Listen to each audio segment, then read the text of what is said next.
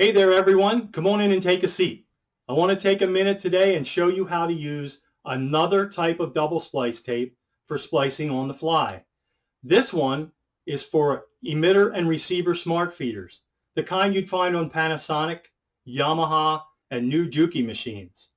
This splice also includes an edge to help align the splice on the carrier tape.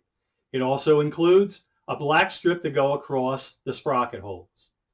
I'm going to show you how to do it today on paper tape so that you can get a good view of it. I want to show you how to do on-the-fly splicing, but for feeders that have smart detection using emitter and receiver cells. So we're using a special double splice piece of tape onto an 8mm paper tape.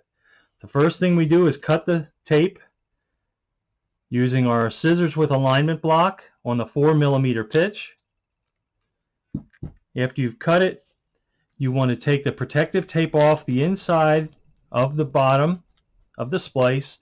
You'll notice this has an edge on it to help you align the tape.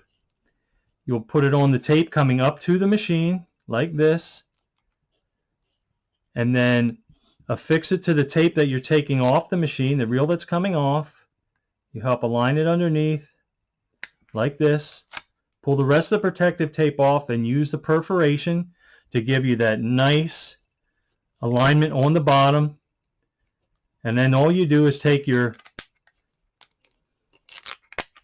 protective tape off and you'll see you have a nice splice. And again, you have the black tape across the sprocket holes to prevent the cells from seeing each other on the emitter and receiver cell. Then when it goes through the machine, it just pulls the cover tape off like that, and you still have a nice splice on the bottom holding the tape together.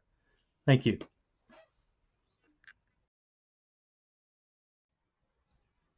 I want to thank everybody for stopping by the classroom today.